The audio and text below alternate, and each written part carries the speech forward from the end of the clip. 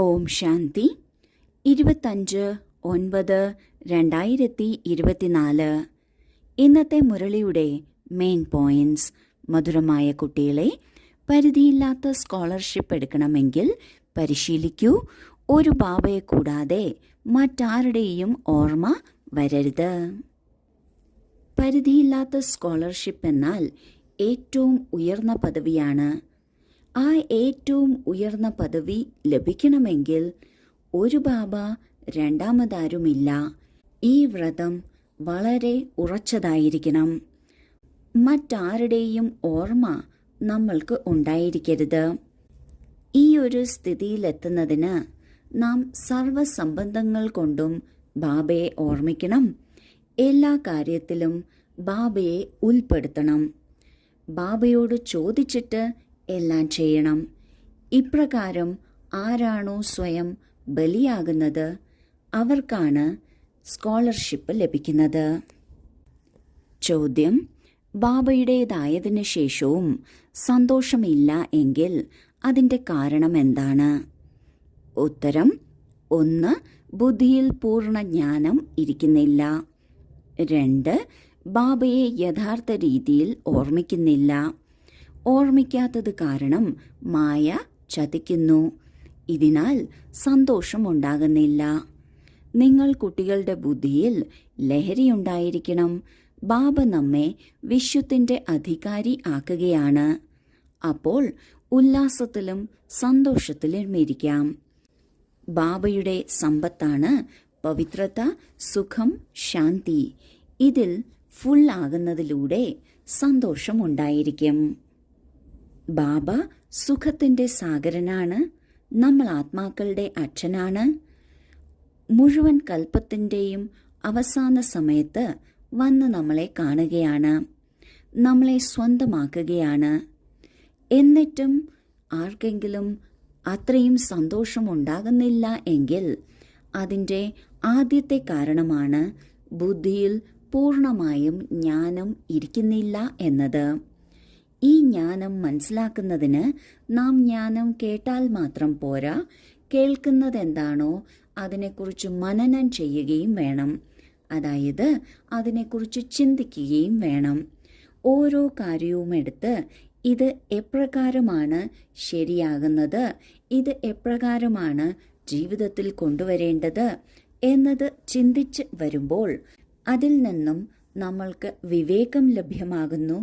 അതായത് ആ പോയിന്റിൻ്റെ സാരത്തിൽ സ്ഥിതി ചെയ്യാൻ സാധിക്കുന്നു. ഇപ്രകാരമാണ് ജ്ഞാനം നമ്മൾക്ക് സ്പഷ്ടമാകുന്നത്. എന്നാൽ ആരാണോ ജ്ഞാനം ശരിക്കും മനനം ചെയ്യാത്തത്, ചിന്തനം ചെയ്യാത്തത്, അവരുടെ ബുദ്ധിയിൽ പൂർണ്ണ ജ്ഞാനം ഉണ്ടായിരിക്കില്ല. അവർക്ക് സന്തോഷവും ഉണ്ടാകില്ല. രണ്ടാമത്തെ കാരണമാണ് ബാബയെ ശരിക്കും ഓർമ്മിക്കുന്നില്ല. ബാബയെ ഓർമ്മിക്കുന്നില്ല എങ്കിൽ ബാബയുടെ സഹായം ലഭിക്കുക എന്നതും ബുദ്ധിമുട്ടാകുന്നു. ഇത് കാരണം മായ ചതിക്കുന്നു. മായയുടെ ചതിവ് പറ്റുമ്പോൾ പിന്നെ സന്തോഷം ഉണ്ടായിരിക്കില്ല. നമ്മൾ കുട്ടികളുടെ ബുദ്ധിയിൽ എല്ലായ്പ്പോഴും ഇത് ഓർമ്മയുണ്ടായിരിക്കണം. ബാബ നമുക്ക് എന്താണ് തരുന്നത് എന്നത്, ബാബ നമ്മളെ എന്താക്കി മാറ്റുകയാണ് എന്നത്. ബാബ നമ്മെ വിശ്വത്തിൻ്റെ അധികാരി ആക്കുകയാണ്. ഈ ഒരു കാര്യം ബുദ്ധിയിൽ ഉണ്ട് എങ്കിൽ സദാ സന്തോഷത്തിലും ഉത്സാഹത്തിലും ഇരിക്കാൻ സാധിക്കും. ബാബയുടെ സമ്പത്താണ് പവിത്രത, സുഖം, ശാന്തി. ഇവയിൽ നാം എത്രത്തോളം നിറഞ്ഞു വരുന്നുവോ അത്രത്തോളം നമുക്ക് സന്തോഷവും ഉണ്ടായിരിക്കും. കാരണം നമ്മൾ ബാബയ്ക്ക് സമാനമാകുകയാണ്, തൻ്റെ നിലവാരം ഉയർത്തുകയാണ്. ഇതിനാൽ സന്തോഷമുണ്ടായിരിക്കും. ധാരണയ്ക്കുള്ള മുഖ്യസാരം: 1. ഏതുപോലെ ശിവബാബയ്ക്ക് ഒരു ആർഭാടവുമില്ല. സേവകനായി കുട്ടികളെ പഠിപ്പിക്കാനായി വരുന്നു. ഇതുപോലെ ബാബയ്ക്ക് സമാനം അതോറിറ്റി ആയാലും നിരഹങ്കാരി ആയിരിക്കണം. പാവനമായി പാവനമാക്കുന്ന സേവനം ചെയ്യണം. 2. വിനാശകാല സമയത്ത് ഈശ്വരീയ ലോട്ടറി എടുക്കുന്നതിന് പ്രീതബുദ്ധിയായി ഓർമ്മയിലിരിക്കുന്നതിനും ദൈവിക ഗുണധാരണ ചെയ്യുന്നതിലും മത്സരിക്കണം. ആദ്യത്തെ പോയിന്റിൽ ബാബ പറയുന്നു, ബാബ വളരെ സിമ്പിളായി ഈ സൃഷ്ടിയിലേക്ക് വന്ന് വളരെ നിരഹങ്കാരിയായി സേവാധാരിയായി നമ്മൾ കുട്ടികളെ ക്ഷമയോടെ പഠിപ്പിക്കുന്നു. ഇതുപോലെ നമ്മളും ബാബയ്ക്ക് സമാനമാകണം. നമ്മളിൽ യഥാർത്ഥ ജ്ഞാനത്തിൻ്റെ അധികാരമുണ്ട്. എന്നിരുന്നാലും നാം നിരഹങ്കാരി ആയിരിക്കണം. നാം സേവാധാരിയായ ബാബയുടെയും സേവാധാരിയാണ്. അപ്പോൾ നന്നായി നിരഹങ്കാരിയായിരിക്കണം. ഒപ്പം സ്വയം പവിത്രമാകണം. പവിത്രമാക്കുന്ന സേവനവും ചെയ്യണം. രണ്ടാമത്തെ പോയിന്റിൽ ബാബ പറയുന്നു, ഈ അവസാന കാലത്ത്, അതായത് വിനാശകാലത്ത്, ഈശ്വരീയ ലോട്ടറി എടുക്കണമെങ്കിൽ തന്നെയും പ്രീതബുദ്ധിയായിരിക്കണം. അങ്ങനെയുള്ള പ്രീതബുദ്ധിയായി ബാബയുടെ ഈശ്വരീയ ലോട്ടറി എടുക്കണം. ഈശ്വരീയ ലോട്ടറി എടുക്കണം എന്നാൽ നമ്മൾ ഈ ജ്ഞാനത്തെ പൂർണ്ണമായും മനസ്സിലാക്കണം. ബാബയുടെ ഓർമ്മയിലിരിക്കണം. ദൈവീ ഗുണങ്ങൾ ധാരണ ചെയ്യണം. ഇതിൽ എത്രത്തോളം മത്സരിക്കുന്നുവോ അത്രയും നാം വളരെ മുന്നോട്ട് ഉയർന്നുകൊണ്ടിരിക്കും. വരദാനം: ശുദ്ധ സങ്കല്പങ്ങളുടെ വലയത്തിലൂടെ സുരക്ഷിതത്വം അനുഭവിപ്പിക്കുന്ന ശക്തിശാലി ആത്മാവായി ഭവിക്കട്ടെ. ശക്തിശാലി ആത്മാവ് അവരാണ് ആരാണോ ദൃഢതയുടെ ശക്തിയിലൂടെ സെക്കൻഡിൽ കുറഞ്ഞ സമയത്ത് വ്യർത്ഥം സമാപ്തമാക്കുന്നത്. ശുദ്ധസങ്കല്പത്തിൻ്റെ ശക്തി തിരിച്ചറിയൂ. ഒരു ശുദ്ധവും ശക്തിശാലിയുമായ സങ്കല്പം വളരെ അത്ഭുതം ചെയ്യാൻ സാധിക്കും.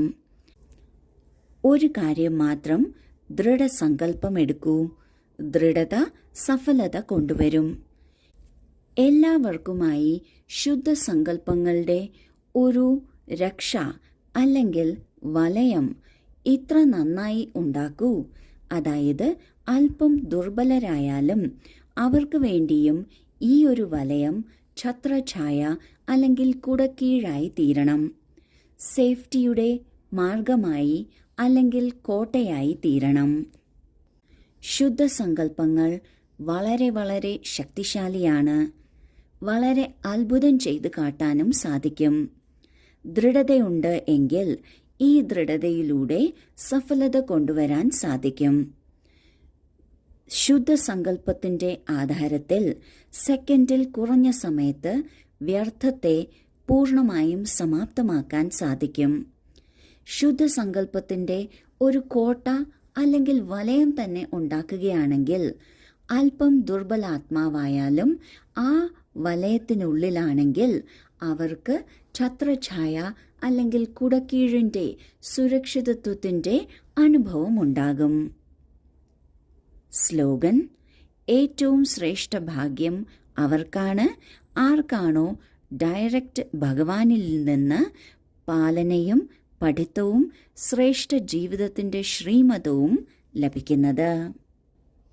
ഏത് കുട്ടികൾക്കാണോ സ്വയം ഭഗവാൻ അച്ഛനായും ടീച്ചറായും സദ്ഗുരുവുമായും ലഭിച്ചിരിക്കുന്നത് അവരുടേതാണ് ഏറ്റവും ശ്രേഷ്ഠ ഭാഗ്യം.